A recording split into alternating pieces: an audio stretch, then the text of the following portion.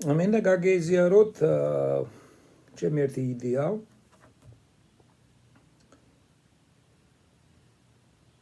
პერსპექტივის შესახებ, ჩვენი პერსპექტივის შესახებ, ჩვენ ეკლესიის პერსპექტივის შესახებ. და ზოგადად ქართული საქართველოს პერსპექტივის შესახებ ამ კუთხით, ეკლესიასთან მიმართებაში და თეოლოგიასთან მიმართებაში და თვითშეგნებასთან მიმართებაში. საქმეში 2013 წელს გაემართა ბოსტონში კონფერენცია ლიტურგიული განახლების შესახებ, სადაც მოწვეული იყო ესეთი გრანდიოზული ლიტურგისტი, როგორც იყო რობერტ ტაფტეაც გარდაცვლილი. საუკეთესო ცოდნა მართლმადიდებლური ლიტურგიის ალბათ ყველაზე საუკეთესო. და დიდი პატივი იყო, რა თქმა უნდა, მასთან ერთად კონფერენციაში მონაწილეობის მიღება, როგორც მოხსენებლის. და მაშინ ტექსტზე მუშაობისას იმისათვის, რომ მთლიან საქართველოს უნდა წარმოედგინა მართალია კონფერენცია ეძღვნებოდა კონკრეტულ ამჟამინდელ კონკრეტულ ვითარებას თითოეულ ადგილობრივ ეკლესიაში და ზოგადი, ასე რა თქმა უნდა, ამ ზოგადი ჩარჩოს შესახებ ლიტურგიული თეორიის ჩარჩოში მიმდინარე, რა თქმა უნდა, ეს პროცესები. და ჩავთვალე მაშინ უპრიანად, რომ მთლიან საქართველოს მემოყარაკა, მთლიან საქართველოს ისტორიაზე. რა თქმა უნდა, მოხსენებლისთვის, როდესაც ჩვენ გაქვს რაღაც არ მახსოვს რამდენი ხანი უნდა 40 წუთი თუ 30 წუთი, ძალიან ძნელი მთელი ისტორია ჩაათვლა, ამიტომ საჭირო იყო ძალიან ესეთი მოკლე ხედვა, კონკრეტული ხედვა, ერთგვარი ჩარჩო, რომლითაც უნდა შეხედო ისტორია ზოგადად და ქართული ისტორიას მაგხედველობაში. და მაქსიმალურად მინდოდა რომ გამეცნო აუდიტორიისთვის, რადგან ვიცოდი რომ საქართველოს ნაკლებად იცნობენ ეგ. არა ტაფტი, არამედ სხვები და ასე ვიქებოდი სტუდენტები, მოწვეული ხალხიც იყო, ღია კონფერენცია იყო. იმართებოდა კოლეჯში და იყვნენ ასევე სტუდენტები. მინდოდა მათთვის ყველასთვის ეს საქართველო რაღაცად წარმოედგინა. და მაშინ ერთგვარი ესეთი იდეა გამიჩნდა. პროფესორი მაშინ იმპლემენტაცია გავაკეთე იმ ტექსტში იმ იდეის, რომელიც მანამდე მქონდა და მაგალითად ილიას უნივერსიტეტში, როდესაც კონფერენციები გამართეს საერთაშორისო თეოლოგიური კონფერენციები, ის ხო ასურელ მამებზე, კაპადოკიელ მამებზე და შემდეგ იერუსალიმზე. იქ მე უკვე აღარ ვიყავ იერუსალიმის დროს, იქ სწორედ აი ჩემი იდეა ის იყო ეს სახელები რო შევიტანე. ეს იდეა სწორედ იყო რომ საქართველოს გზა, ქრისტიანული გზა იყო უნიკალური. ესე იგი ჩვენ გვაქვს კავშირი სირიელებთან და მართლაც ესე აღმოჩნდა იმ კვლევისას დადასტურდა სწორედ რომ ესე იგი ჩვენი პირველი ჩვენ ქონა ძალიან მჭიდრო შეხება სირიულ ეკლესიასთან, სპარსულ საქრისტიანოსთანაც. მოკლედ მთლიანად არა ვართ ჩვენ ჩამოკიდებული ბიზანტიას. ეს რეფორმა რა თქმა უნდა განხორციელდა შემდეგ, მაგრამ მაინც ეს იყო ერთგვარი შემდგომი ეტაპი საქართველოს ეკლესიის განვითარების, რომ მთლიანად ჩამოვეკიდეთ კონსტანტინოპოლს და ბიზანტიას, მაგრამ თავიდან რო ქრისტიანობა შეჩმოღებულობდით ყველა მიმართულების ქრისტიანობაში მონაწილეობას და ჩვენ ისიც ვიცით, რომ ლათინურ ეკლესიასთანაც ქართველები საკმაოდ მჭიდრო ურთიერთობას ინარჩუნებდნენ და აი მაგალითად რაჭაში იყვნენ პორტუგალიელი მისიონერებიც და მათ ეკლესიებიც კი აქ ეკლესიების მშენებლობასთან უკავშირდება რაღაცნაირად ნიკორწმინდას, სორის ეკლესიას. არსებობს კვლევა, რომ სახელი მაგალითად რიონი უკავშირდება იმ პერიოდს, რიონი ეს პორტუგალიურად რიონის ონის წყალს ნიშნავს. ეს ესეთი კვლევებია, რომელიც დადასტურებული არ არის. საქართველოს ყოველთვის ჰქონდა ურთიერთობა ყველა სახის ქრისტიანობასთან და ცდილობდა მართან ყოფილიყო დიალოგში. ეს იყო ჩემი იდეა, როგორც საქართველო არა მთლიან და ჩამოკიდებული ბიზანტიაზე ამას განაპირობებდა კიდევ ერთი ორი ფაქტორი. ერთი იყო რომ იმის გამო რომ რუსეთი იყო მთლიან ჩამოკიდებული ბიზანტიაზე და რუსეთი მზამზარეული სახით მიიღო უკვე ყველაფერი ქრისტიანული, რაც მას აქვს, ქონდა. პატარა არე დაუტოვა რუსეთს თავისუფალი შემოქმედებისა და ამან სწორედ დაამხრუჭაო რუსეთში ქრისტიანობის თავისუფალი აღქმა. თუ არ მახსოვს მამარდაშვილის ფრაზა არის ის რომ ამბობს რომ ქრისტიანობამ ვერ გადახნა რუსეთის მიწა, ეს შესაძლოა ნაყოფიც ვერ გამოიღო ბოლომდე ქრისტიანული. არა მარტო მამარდაშვილის ხვებიცენ ეს ამან განაპირობა რომ რუსეთს არ ქონდა თავისუფალი ქრისტიანული შემოქმედება იმ დონეზე როგორც ეს თვითონ მიდიოდა ბერძნულენოვან საქრისტიანოში ან მე ვიტყოდი თქვა საქართველოში მანამდე ცალსახად მიმოჩნია რომ აი ამ ქრისტიანული და აი ამ საყოველთაობა რომელიც საქართველოში გამოვლინდა ქრისტიანობისა და ქრისტიანული ეკლესიისა, აი ამის ნაყოფია მაგალითად ისეთი უნიკალური ნაწარმოები ვეფხისტყაოსანი, რომელიც დაუწინაურდა იმ პერიოდის ქრისტიანულ აზროვნებას და ხელოვნებას იმ პერიოდში. ეს თავისუფალი შემოქმედების გარეშე ვერ იქნება და თავისუფალი შემოქმედებამ არ იცის საზღვრები და ვიცით რომ როგორი ეს არ არის ვეფხისტყაოსანი არ არის ეკლექტური ნაწარმოები, არამედ ორგანული ნაწარმოებია, მან ორგანულად გადახარშა აითვისა სხვადასხვა სახის კულტურები, სუფიზმიც იქნებოდა და ქრისტიანობაც. აქედან გამომდინარე მე მინდოდა მეჩვენებინა რომ საქართველოს აქვს ან მეჩვენებინა მენახა და მეჩვენებინა რომ საქართველოს თავისი უნიკალური ქრისტიანული გზა, ასე ვთქვა. უნიკალური არ გამორიცხავს ყველაფერი მეორებს ხვებს. უნიკალური სწორედ ნიშნავს იმას რომ ის ხვებთან ერთად უნდა იყოს, სწორედ ამ შემთხვევაში თუ ხვებთან ერთად არის ეს კარგავს უნიკალურობას. ხო მაშინ ახლა ერთი უნიკალური კი არა. უნიკალურობის სტატუსს განიჭებს ის რომ შენ სხვასთან ერთად ხარ, ხვებთან ერთად ხარ და მათ ხვებს შორის შენ ხარ რაღაც განსაკუთრებული სხვა. და მეორე მხრივ ასევე მინდოდა მეჩვენებინა რომ მენახა და მეჩვენებინა რომ საქართველო აუცილებლობით არ არის დაკავშირებული არც ბერძნულ ქრისტიანობასთან და არც სლავურ ქრისტიანობასთან. იმიტომ რომ ეს აუცილებლობით დაკავშირებულობა რაღაცნაირად გულისხმობს ჩვენ შემთხვევაში განსაკუთრებით დაქვემდებარებულობას. აი რომ არ უნდათ რომ ერთმანეთს დაექვემდებარონ, დღეს ჩვენ ხედავთ ეკლესიაში პრობლემებს, ესე იგი რუსულსა და სლავურს, ესე იგი რუსულსა და ბერძნულ და მეტიც ჩვენ ხედავთ ბერძნულსა და არაბულ მართლმადიდებლებს შორის, აი ანტიკის ეკლესია და ავტოკეფალური ეკლესია გარკვეულ ხისტ მდგომარეობას ურთიერთობას ესე იგი პოზიციას იკავებს კონსტანტინოპოლის საპატრიარქოსთან. და არც რუსეთთან არის ძალიან ეს ყველაფერი შეხმატკილებული.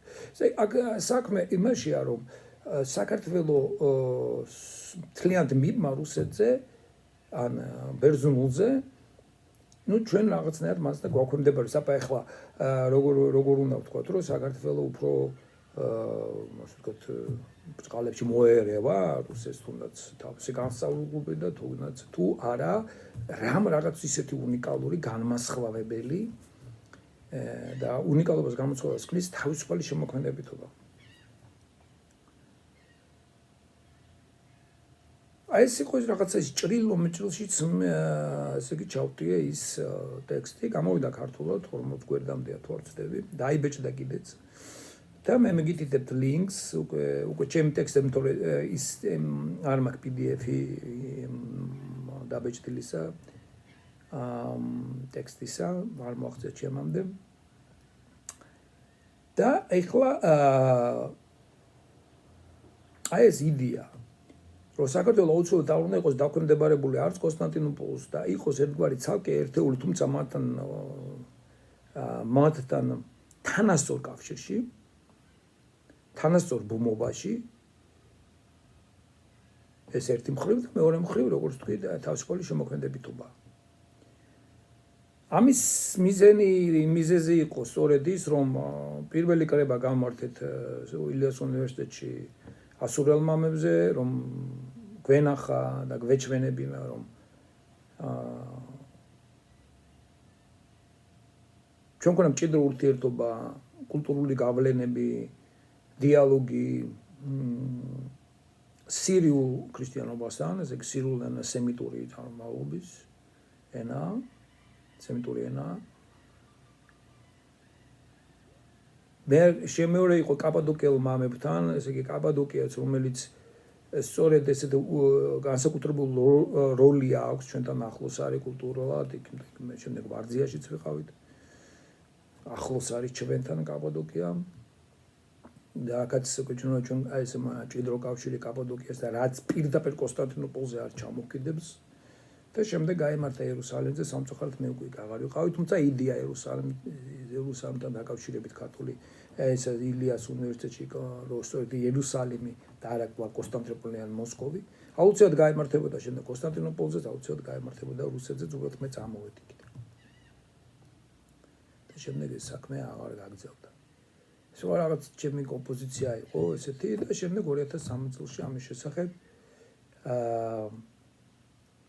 აი ეს სტატიაც გამოვიდა, აქაც გამოვიდა, თუმცა ინგლისური ვარიანტი ძალიან შეკვეცილია, იქ ძირითადად სწორედ მხოლოდ ლიტურგიაზეა აქცენტი გაკეთებული და მე-20 საუკუნეზე ახლანდელ ვითარებაზე. ინგლისურ ვარიანტში, მაგრამ ქართულ ვარიანტში ესეც არის და უფრო ვრცლად არის მიმოხილული. თუ რაში ვხედავდი მე ქართულ ისტორიულ გზაზე ქართულ უნიკალურობას და არა მხოლოდ ისტორიულ გზაზე ამ უნიკალურობას, არამედ აი უნიკალურ პოზიციას, უნიკალურ ცნობიერებას ქართულის იქ ქართული იდენტობა დავარქვი მას, უფრო ცნობიერებას ვიტყოდი. თუ შეიძლება არსებობს ახლა ცნობიერება რუსული, ქართული, ალბათ უფრო მეტად მენტალიტეტზეა ლაპარაკი, რომელსაც მე გონწყობას უწოდებ ესეთი. და ეხლა ხანს გამოვიდა 2020 წელს სტატია, რომელსაც ლინკსაც იქ ჩავაგდებ, აუცილებლად თქვენ ნახავთ ალბათ. იქ გამოვიდა სტატია, რომელიც ძალიან მნიშვნელოვანი სტატია, ეკუმენიზმს შეეხება. ამ სტატიას მოგიწოდებთ რომ გაეცნოთ, ინგლისურად არის.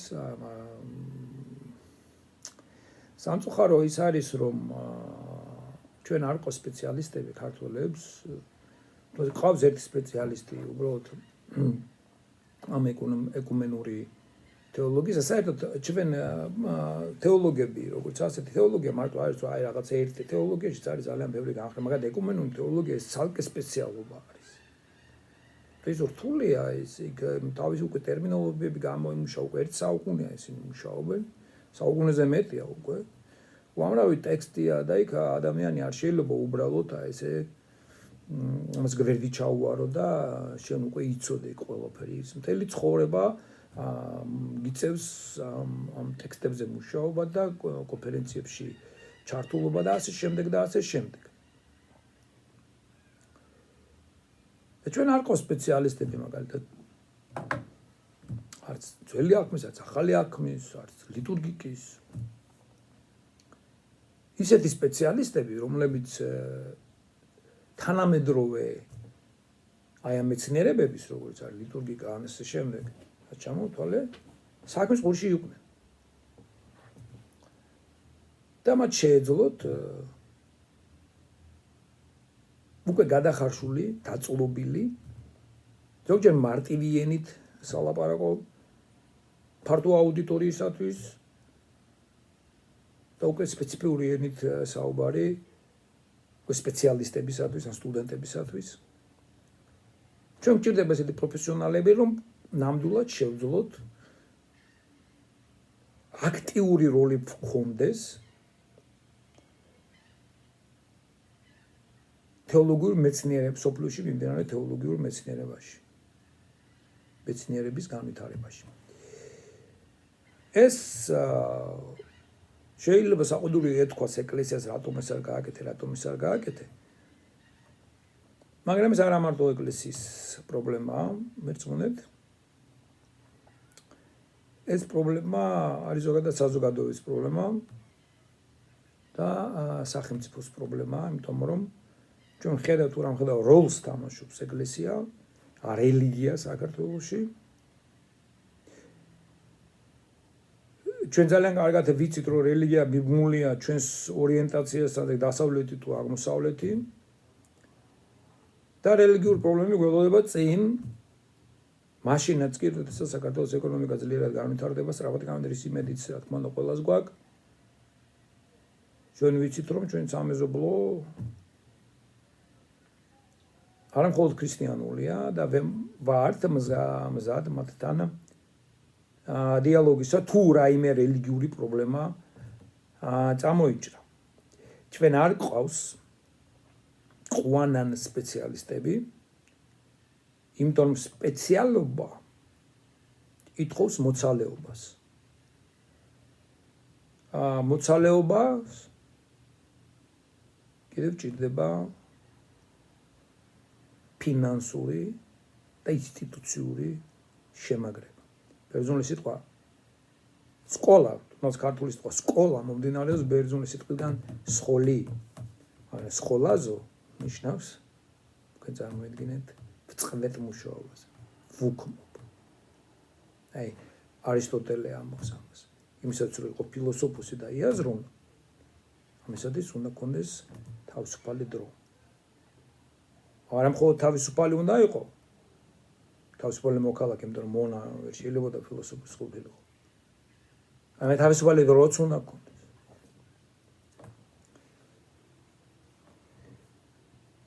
და ქართველი პოლიტიკოსები და სახელმწიფო მოხელეები არ ზრუნავენ თეოლოგიურ მეცნიერებაზე საქართველოში, მარტო საპატრიარქოს ამას მოავკიდებთ.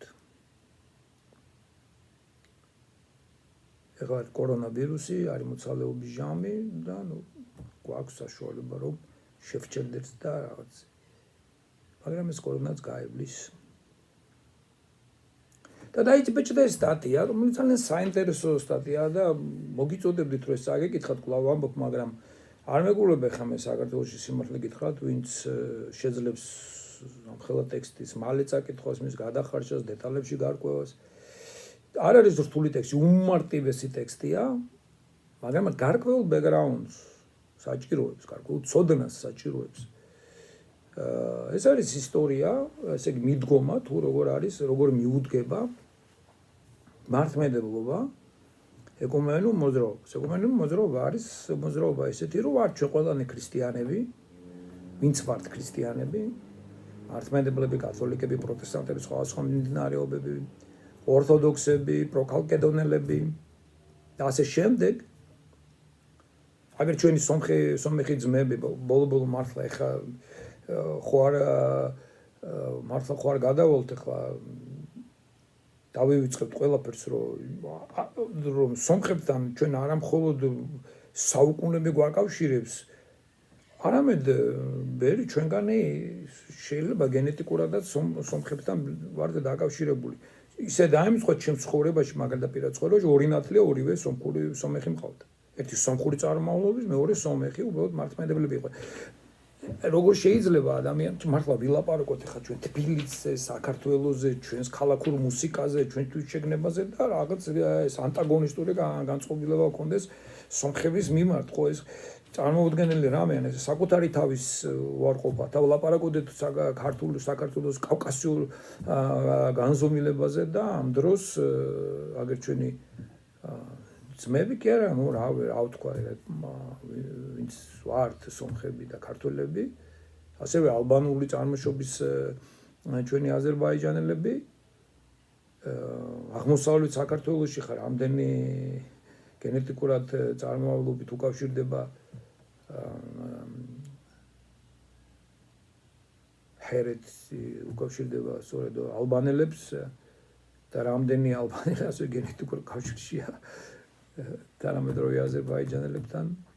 ესე იგი ჩვენ ხო უნდა შეგვიძლოს მათთან მათ გვესმოდეს, რამათა რაღაცა დამოკიდებულება ხო უნდა ქონდეს. აი მათთან დამოკიდებულება სომხებთან ამ შემთხვევაში ეკონომიკური მოძრაობა სწორედ სომხებთან რელიგიურ საკითხებზე დიალოგი არის. კათოლიკებთან, პროტესტანტებთან და ასე შემდეგ. შემდეგ ის არა მარტო ამაზე არ ჩერდება, იქ არის ლაპარაკი ისლამთან, იქ არის ბუდისტებთან, ინდუისტებთან ლაპარაკი. და ბოლოს ჩავდივართ სიღრმეში, როგორც სოციოლოგიურ სიღრმეში ჩავდივართ, პოლიტიკურ სიღრმეში ჩავდივართ, ანთროპოლოგიურ სიღრმეში ჩავდივართ ფილოსოფიურ სიღრმეებში. ამას სჭირდება ერთი ორი კაი მარკ შეიდერი ხო უნდა გვყავდეს, არა? ეს ტექსტი კარგი ტექსტია, მოგიწოდებთ წაიკითხოთ. ინგლისურად არის. მაგრამ აქედან მე ამოვიტანე ის მთავარი საკითხი, რაზეც მე დავიწყე საუბარი, რომ დავაკავშირო ეს, რომ საქართველო არ არის აუცილებლად ბიზანტიური ქრისტიანობა მხოლოდ და მხოლოდ. არამედ ქართველობამ შეიძლება პრეტენზია გქონდეს, რომ ჩვენ ვართ ქრისტიანობასთან, ჩვენ ვართ უნიკალურად ქრისტიანი, ჩვენ ვართ ქრისტიანი ზოგადად ერი. აი ეს მთლიანობა რაც მოხდა, ვეფხისტყაოსანი არ ვახსენე ამაოდ, იმედი მაქვს. აი სწორედ ვეფხისტყაოსანში რა ვხედავთ, ეს არის რომ ქართულ ენაზე ლაპარაკობენ არაბებიც, ინდოელებიც, ეს ორი სხვადასხვა ერი. ეს სუფია არის გაქრისტიანებული და ქრისტიანობას აქვს ერთგვარი საყოველთაობის ზოგად საკაცობრიო განზომილება ამ შემთხვევაში, რომელიც თავის თავში გადახარშავს ზოგად საკაცობრიო სიკეთეს. ცნობიერებაზე მაგ შემთხვევაში ცნობრივ სიკეთეს. აი ეს პრეტენზია უნდა გქონდეს, ვფიქრობ, დღევანდელ საქართველოსაც ჩვენ და არ უნდა ვიყოთ, რომ ერთმორწმუნე მხოლოდ რუსეთი, ერთმორწმუნე საბერძნეთი და მე აბა რომელ ხარეს გადავალთ, იქითაც ერთმორწმუნე, იქითაც ერთმორწმუნე. ჩვენ ერთმორწმუნე ვართ ყველასთან.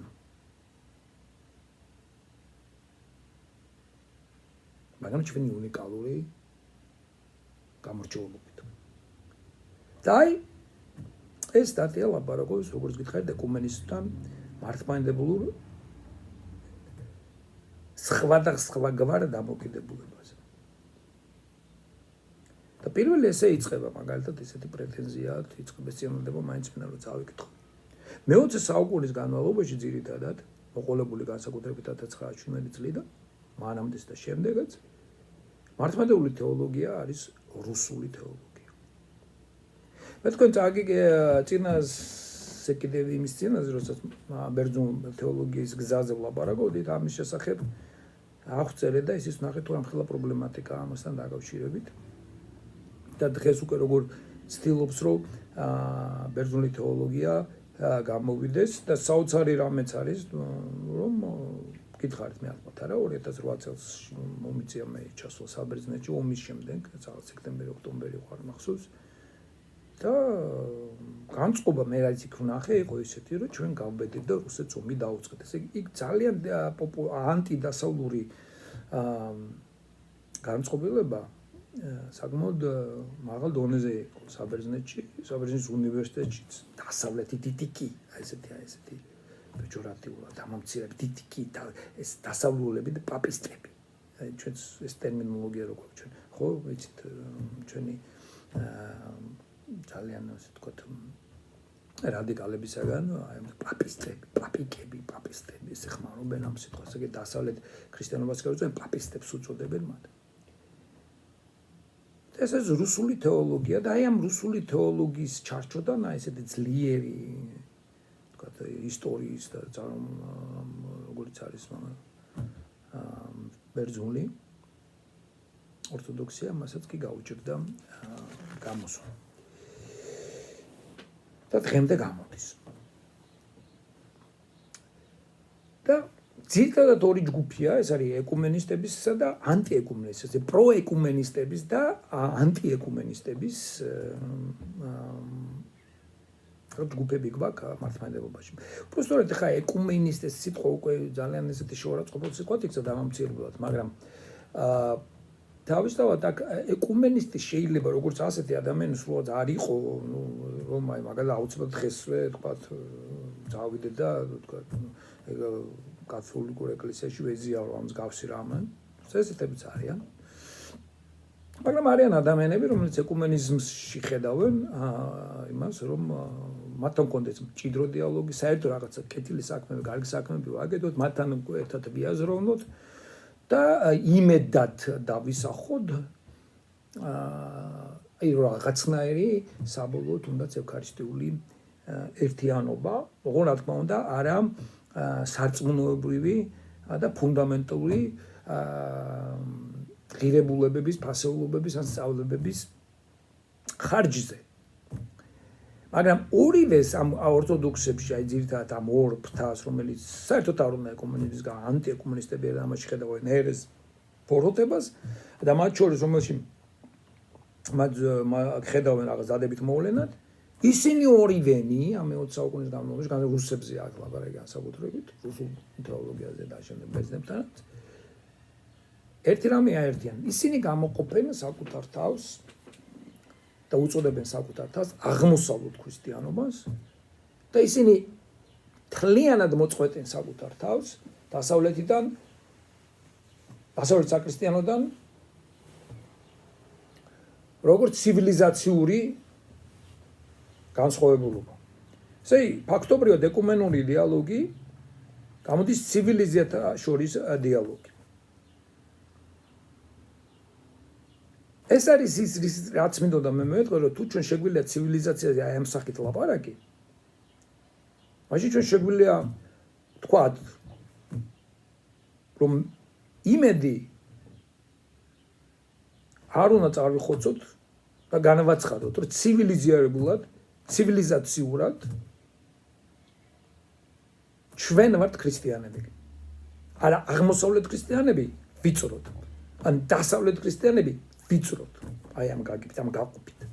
სადაც თქონდა სრული სიმართლე ამ რუსებისთვის და ბერძნებისთვის შემდგომ და სერბებისთვის და შემდგომ სრული სიმართლე, სრული ეკლესიულობა არის აღმოსავლეთში, ხოლო დასავლეთში ან თლიანად მოწყვეტილია, ან რეგრესირებულია, ან ძალიან გაბუნდოვანებულია, დაშრეტილია და ასე შემდეგ.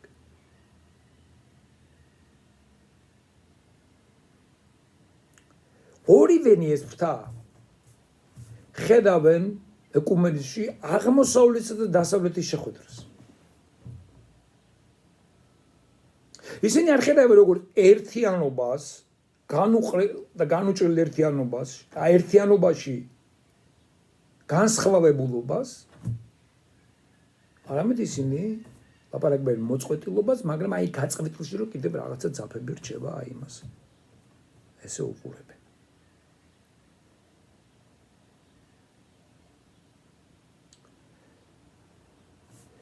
აღმოსავლეთისათვის თავარი ამ შემთხვევაში ეს არის, რომ აღმოსავლეთი მიიჩნევს, რომ ის ამოზრდილია ბიზანტიიდან, რომ ის მთლიანად არის დაფუძნებული და საზრდოობს ლიტურგიული ცხოვრებიდან და ლიტურგიული ცხოვრება ნიშნავს მათ ტრადიციულ ლოცვის სახეს და ღვთისმსახურების სახეს. და თავისი არსი თვითონ მართლმადიდებელი თეოლოგები ამბობენ, თავისი არსი არის პრემოდერნული, ბიზანტიური. აი აქედან მოდის მოდერნის ვერ მიიღება ვერც რუსების მიერ, ძალიან გაუჭირდა მოდერნის ვერ მიიღება საბერძნეთს, მაგალითად ჩემ წიგნში ამის შესახებ ბევრს წერს, იმიტომ რომ ამას წერენ თავად და ბერძენი სტელიო რამფოსი. დამეხმარეთ რომ დავბეჭდო ეს წიგნი და თქვენ გაეცნობით ამ ტექსტს. ამ მოაზროვნეც არა მარტო სტილიო რამფოსი, არამედ სხვებიც არიან. ეს არის პრემოდერნული ეკლესიოლოგია ეკლესია რასაც ცდილობს ვაბრუნებს პრემოდერნში. აი, ხშირად ვამბობთ ხოლმე რა, სად დავაბრუნე, სად დავბრუნდით.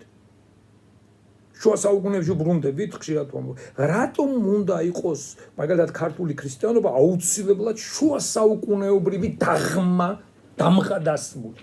რატომ განა არ შეიძლება სხვანაირი იყოს?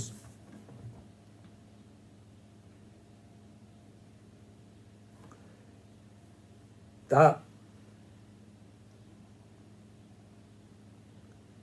მართლმადიდებლური ეკლესია არ ხედავს აქედან არ ხედავს საკუთარ თავს, ეს ორივენი, მე გეუბნები ანტიეკონომიზმი. ვერ ხედავს საკუთარ თავს, როგორც ისტორიულ სოციოლოგიური პერსპექტივიდან. აი, რომ დავინახოთ ისტორიული და სოციოლოგიური პერსპექტივიდან, მაშინ ვგნებით მორდენი და სოციოლოგია როგორც ასეთი და ისტორია როგორც ასეთი, ეს სწორედ მოდერნული გაგებებია. აი, თუ თქვენ ისტორიკოსებს შეეკითხებით, ისტორიული მეცნიერება საიდან იწყება? მოდერნიდან. კი გეტყვიან, რომ იქ იყო.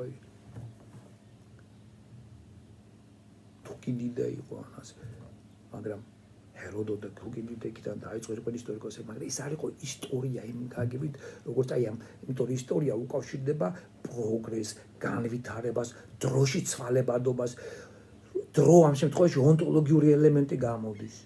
რომ ისტორიაში რაღაცა სერიოზული ცვალებადობა, ონტოლოგიური ცვალებადობა, არსობრივი ცვალებადობა და განვითარება ხდება ადამიანში. ეს კი არ არის ყველა ჩვენ ადამიანები უბრალოდ უცვლელი ადამიანები ვიბადებით სხვადასხვა დროს და აი იმ ისტორიიდან ამოუყრებს ღმერთი. ამოგვაგდებს დროიდან წავყავს მარადილობაში. არამედ თვითონ ისტორიული მდინარეება, თვითონ დრო არის გამოვლინება მარადილობის. და მარადილობაშიც არის პროცესი, მაგალითად ჩვენ ნიცით ელემენტარულად ხო, რომ ანგელოზებსაც შიც არის განვითარების, შემეცნების რაღაცა პროცესები, მიმდინარეობს პროცესი, გულისხმობს დროს. დროს არა აუცილებლად იმ გაგებით, როგორც ჩვენ ახლა ყოველდღიურობაში გვესმის, მაგრამ თქვენ ამას გეტყვის არა თეოლოგიც, მისტიკოსი გეტყვით ამას შესახებ. ფსიქოლოგი გელაპარაკება, რომ თვითონ ჩვენ ცხოვრებაში არსებობს სხვადასხვა სახის დროები. საერთოდ დრო ფილოსოფიური ძალიან რთული კონცეფტია.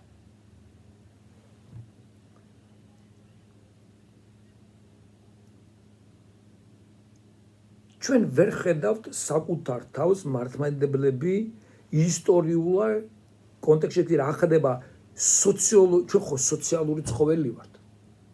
კინონიკონ ზონა ამაზეც ვილაპარაკეთ, არა? ჩვენ თუ სოციალური ცხოველი ვართ. ჩვენ ხო უნდა ვიცოდეთ სოციუმში რა ხდება, როგორ იცვლება. სოციუმი ხო ცოცხალი ორგანიზმია, ის იცვლება, ის ვითარდება, რაღაც ევოლუცია ხდება.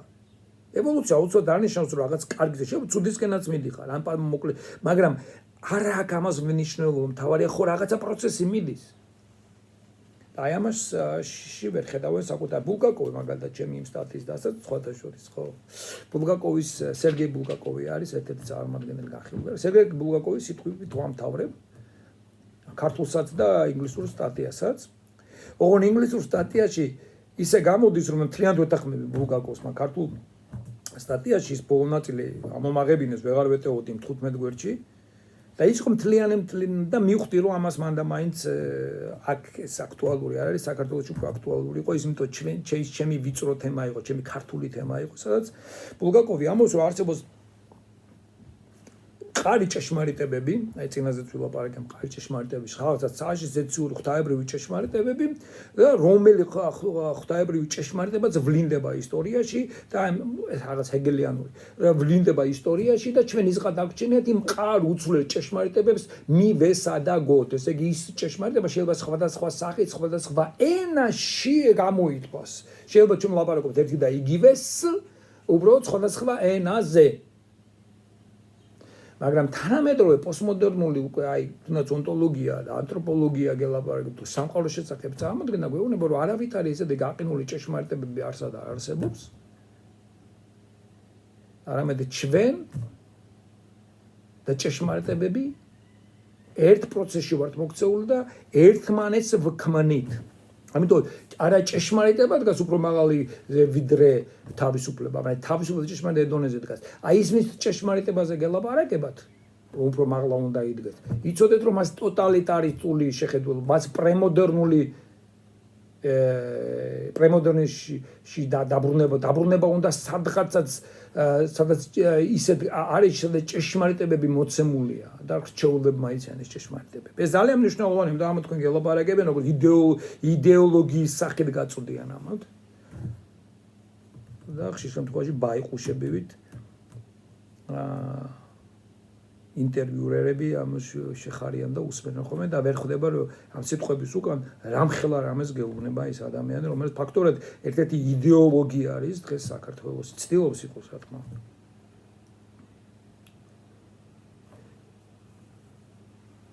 აი აქ არის კიდევ ერთი მომენტი, არის იუსტინე პოპოვიჩი, რომელიც წმინდა ჩერაცხის სერბებმა, რომელიც ასევე ამოდის რუსული თეოლოგიიდან, რომელიც არის ანტიეკუმენისტი, მისი წიგნი ითარგმნა ქართულად და შემდეგ ძალიან მკაცრად გააკრიტიკა ეს ედიშერ ჭელიძემ. ძალიან მკაცრი და ზუსტი კრიტიკა აქ იმ წიგნის, ოღონდ ის იუსტინე პოპოვიჩს არ აკრიტიკებდა, ის აკრიტიკებდა მის მთარგმნელებს. და მაშინ არც იცოდა ეს წმინდანი იყო თუ არა, თუ არც მე აკუთხეს. აი მისი შეხედულება ამ ავტორის აზრით, ვის სტატიაზეც ახლა მე ვაპარაკობ, დაფუძნებულია სლავოფილ ალექსეი ხომიაკოვზე, ივან კირიევსკიზე და სავარგარეთის რუსული ეკლესიის როკორი ამერიკაში, რომელიც განხეთქილებაში იყო მოსკოვის და ეხლა შეუერთდა. აი მაგალითად ამერიკაში არის ეხლა იცით თქვენ ერთი ორი წარმომავლობის რუსული ეკლესია, ერთი რუსული წარმომავლობის ორი ეკლესია. ერთი არის აი ეს შმემანების, მეინდორფების, ამერიკული ეკლესია, როგორც ჩვენ ქართული ავტოკეფალიას რო უწოდებთ და არის მეორე როკორი, რუსული ეკლესია, რომელიც სლავური ენა ყველაფერი რუსულად შეინახა და ეხლა ის მოსკოვის საპატრიარქოს დაქვემდებარებაშია და ეს არის მოსკოვის საპატრიარქოს ექვემდებარება ის როკორი. და ისინი ატარებენ ძალიან და იცით თქვენ რუსეთის ეკლესია როგორ იყენებს თავიანთ ეკლესიებს, მათი საზღვრებს გარეთ. ის ხედავს მაგალითად ეს პოპოვიჩი ხედავს რომ მთელი დასავლეთი ეს არის პაპიზმი, რომ ეს არის ადამიანის გაღმერთება, რომ პაპის გაღმერთებით პროტესტანტებმა გაიმეორეს იგი ოღონ გააღმერთეს თითოეული ადამიანი, ეს თulis ის რო იბადება მოდერნი და ჰუმანიზმი და აბსოლუტურად ნიჩე სუყველა ეს არის უბრალოდ ჩამოშორება ღმერთკაცურ ნამდვილ ქრისტიანობას და მთელი დასავლეთი ეს არის ფაქტობრივად პაპისტური ერესი, რომელთანაც რაიმე კავშირი არ უნდა გქონდეს. და აი აქ სად არის საქართველო? და რას ვამბობ მე? არავითარი საერთოობა ვერ შედგება, ეს არის იმთავითვე დიდი შეცდომა რუსული აზროვნების, რომელზეც ლაპარაკობს მამარდაშვილი და რომელზეც ლაპარაკობს ჩადაევის პირველ წელიწადია ეს, ის რასაც მამარდაშვილი იტყვის, რომ არ არსებობს აღმოსავლეთსა და დასავლეთს შორის რაღაცა შუა. იმიტომ რომ არ არსებობს არც აღმოსავლეთი, არც დასავლეთი. არსებობს მიმართულება, შენ ვერ შეიძლება ორი მიმართულებით ერთად მიდიოდი. შენ ან მიდიხარ დასავლეთისკენ, ან მიდიხარ აღმოსავლეთისკენ. არ არსებობს შუა.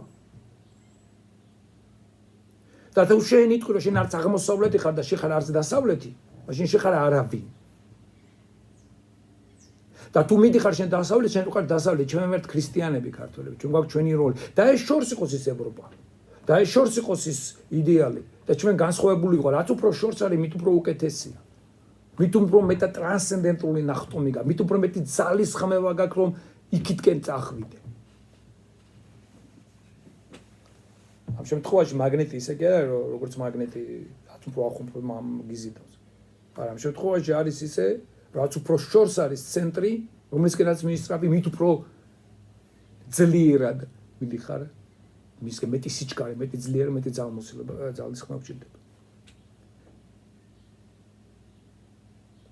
შენ თუ ხარ დასავლეთი და შენ თუ ხარ აღმოსავლეთი, მაშინ შენ არ ხარ ის დასავლეთი და შესულად აღმოსავლეთი ხარ. და თუ შენ აღმოსავლეთი ხარ, დასავლეთისგან წახვიდე, შენ ხდები უნდა იყო დასავლეთი. თუ შენ მანდამაინც შენ აღმოსავლურობას ამტკიცებ რო ხარ და აღმოსავლეთიც ხარ და თან დასავლეთთანაც გინდა კავშირი, ეს უბრალოდ ამბობს აჩადეევი, არის გზა არსაიტკენ, რაც მიგიყვანს დამარცხებისკენ. მეორე ასაც ამბობს ჩადაევი, ამბობს რომ მე კი მიყვარს რუსეთი, მაგრამ ჭეშმარიტება უფრო მიყვარს რადგან იმეორის მე მამარდაშვილი ხო? ჭეშმარიტება უფრო მეტია ვიდრე სამშობლო, პლატონი მიყვარს, მაგრამ ჭეშმარიტება პლატონზე მეტია. არისტოტელეს ნათქვამი. ამას იმეორებს ჩადაევის ნათქვამს და ამბობს მამარდაშვილი რომ ჩადაევი იყო ერთადერთი რუსი ფილოსოფოსი და რაღაცნაირად შეიძლება ყოფილიყო სოლოვიევი. კიდევ. აი ეს არის ლაპარაკი. ქართველებმა ჩვენ არ უნდა დაუქვემდებაროთ და გვაქვს ჩვენ მოწოდება და ჩემ სტატიაში ეგ არის. და ნიჭის და უნარის მე ვფიქრობ ჩვენი ენის, ჩვენი გალობის, ჩვენი მუსიკის, ჩვენი ლანდშაფტის და გამომდინარე და ჩვენი ვეფხისტყაოსანის იმ სინთეზის და ჩვენ გავაკეთეთ.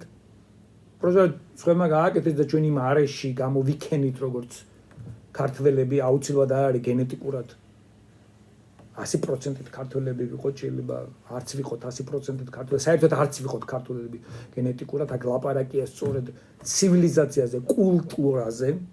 აქ გაყოფენ ცივილიზაცია და კულტურა არის ერთი და იგივე თუ ცივილიზაცია და კულტურა არის განსხვავებული. კულტურა, მოიცით მომდინარეობს სიტყვიდან კულტი, ესე იგი მსახურებიდან, ღვთისმსახურების ტიპიდან ამოდის კულტურა, როგორც ასეთ კულტივაციაც ენაგაკიდან. სიტყვა და ცივილიზაცია კიდევ უფრო ფართო ელემენტია თუ ცივილიზაცია ემთხვევა კულტურას, მაგალითად საბერძნეთში ჩემ პროფესორები თვლიდნენ იგივე მათ უკარო, ისინი ემთხვევიან ეს, რომ კულტი, როგორი კულტიც გაქვს, ისეთი ცივილიზაცია გაქვს და ნუ ზოგი ამბობს, რომ არა, ცივილიზაცია კულტს დაიკომდას, მაგალითად შენ თუ ჯივა კევს ღეჭავ ამერიკულ დონალდოს, როლინგ სტონს უსმენ, ზეპელინს ან აღმოსავლეთ მუსიკას და იცმევ ამ ტანსაცმელს ასე შემდეგ, ბოლო-ბოლო ეს ცივილიზაციული ელემენტი მას შეიძლება გამოიწვიოს კულტურული ელემენტის ტრანსფორმირება ან ისეთნაირ სიტუაციაში მოთავსება, რომ კულტურული ელემენტი, ესე იგი ეს კულტურა, კულტი აღარ გახდეს დამაბრკოლებელი განსხვავებული კულტების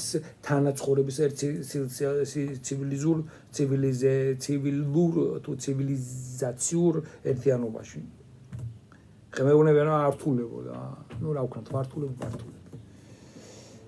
კარგით, ეს არის ისეთი თქმაც მინდოდა, კვლავ 42 წუთი გავიდა, ბოდიშით რა ვქნა ბერს ლაპარაკობ, რა ის იყო მნიშვნელობა. ჩვენ ქართველებს შეგვიძლია დავდგეთ ჩვენს პოზიციაზე, ჩვენ თვითონ მოაწარმოოთ ჩვენი ურთიერთობები, ეკუმენიზმური მოძრაობის გზით თუ არა, იმდენიც ეკუმენიზმური მოძრაობა კარგი ბიუროკრატიული გზა, როგორც გვინდა, როგორც კარგი ხარდება, ოღონდ ვიყოთ ერთად, საზოგადოება დაგვეხმაროთ თეოლოგებს, დაეხმარეთ თეოლოგიურ მეცნიერებას და ერთმანეთის გვერდზე დავდგეთ, მაშინ კი არა, როდესაც რაღაც ეკლესიასთან პრობლემები შეგექნება და დაინახავთ, აუ, ის მეხუთე კოლონაა თუ არ არის მეხუთე კოლონა, გამოდიხარ თეოლოგო და მელაპარაკე. ვერ დაგელაპარაკება ის თეოლოგი, იმიტომ რომ ის თეოლოგი, რომელიც თქვენთან გამოვა და დაგელაპარაკებათ, მეგობრებო, როცა თქვენ ჭირდება და გეტყვით იმას, რაც თქვენ გიდათ, იმის გულისთვის შეიძლება ის საერთოდ შიმშილით ისე დღეში ჩააგდონ, შემდეგ რომ თავბედი აწყებლინონ, ან გატეხონსაც საბოლოო ჯამში და ფსიქოლოგიურად დააზიანონ ადამიანი, ან გააქციონ საქართველოსთან და უკვე ის მოცალეობა დაუკარგოთ. შეუქმნით მოცალეობა თეოლოგებს, რომ მათ შეძლონ აი ამ ერთ ფერხულში, რასაც ქვია ქართულ ცივილიზაციური და დასავლური ცივილიზაციაში, აი ამ ერთ ფერხულში თავისი როლი შეასრულონ, თავისი ცეკვა შეასრულონ, თავისი პარტია ვირტუოზული შეასრულონ. არ გაბრძანდებოდ, ჩვენ შეგვიძლია და ეს მიმართულება უნდა ავიწყოთ.